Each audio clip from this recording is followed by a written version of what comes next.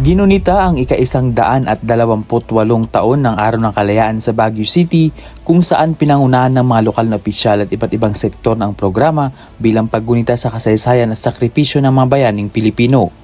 Unang nagbigay ng mensahe si Congressman Mauricio Dumogan, kinatawan ng Lone District ng Baguio, kung saan binigyang diin niya ang kahalagahan ng pagtanaw sa kasaysayan upang higit na mapahalagahan ang kalayaang tinatamasa ng bansa ngayon. Muli nating naalaala na ang kalayaan ay hindi basta aksidente sa kasaysayan.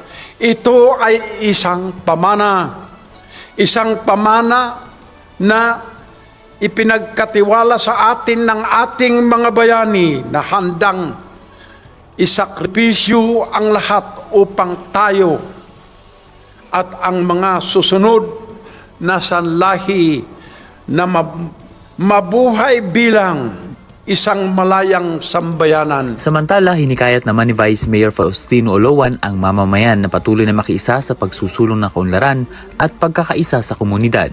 Madalas nating binibigyan diin ang kahalagahan ng kalayaan ng ating bansa, ang sakripisyo ng ating mga bayani at ang yaman ng ating kasaysayan na siyang pinagmulan ng ating kasalukuyan tinatamasa. Tampok din sa programa ang pagtatanghal ng UC Center for Creative Performances na nagpakita ng iba't ibang kulturang sayaw sa Cordillera. Sa talumpati naman ni Mayor Benjamin Magalong, sinabi niya na hindi pa ganap na malaya ang bansa hanggat nananatili ang korupsyon, kawalan ng hustisya at panlilinlang sa pamahalaan. Ayon sa alkalde, nagbago man ang anyo ng laban mula sa pananakop ng dayuhan, patuloy pa rin ginagapos ang mamamayan ng katiwalian, kasinungalingan at pansariling interes ng ilang opisyal.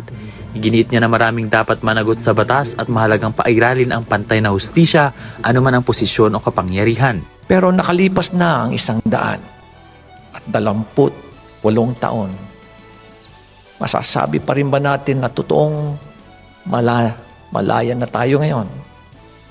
Noon, malinaw ang kalaban. Dayuhang mananakop, banyagang makapangyarihan, mga puwersang nagsasabing ang Pilipino ay hindi kayang tumayo sa sarili niyang mga paa. Ngayon, iba na ang anyo ng laban.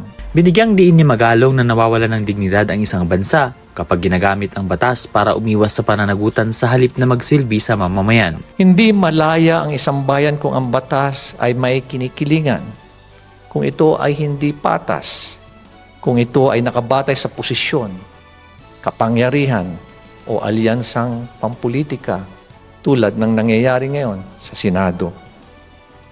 Kung ang katotohanan ay kayang tabunan ng drama at iyakan sa media, at kung ang kasalanan ng iilan ay pinagbabayaran ng buong taong bayan. Para sa mga kabataang dumalo, mahalaga ang ganitong pagdiriwang ng Araw ng Kalayaan upang maalala ang mga bayaning nagbuwis ng buhay para sa kalayaan ng bayan. I think it's very important because celebrating Independence Day remembers all the heroes who died for our country, and it's the reason why the Philippines still stands today. Yung sinabi ni ni Jose Rizal na ang kabataan ang pag-asa ng bayan, and that motivates me a lot throughout my scouting journey po. And this is why I joined, kasi I wanted to improve myself, and gusto ko pong maipakita sa mga kabataan na kahit mahiyain kayo, kaya nyo pa ding maging future leader. Kami po ang may dedikasyon at may responsibilidad para mag-inspire po at maging leaders po of the youth po today. Hindi po kailangan na malaki ang gagawin, basta po may magawa po. Nagtapos ang programa sa pag-awit ng Baguio March bilang simbolo ng pagkakaisa at patuloy na pagmamahal sa lungsod at sa bansa. Ven Pongsila para sa Mata ng Agila, Northern Luzon, matatag, matapang, matapat.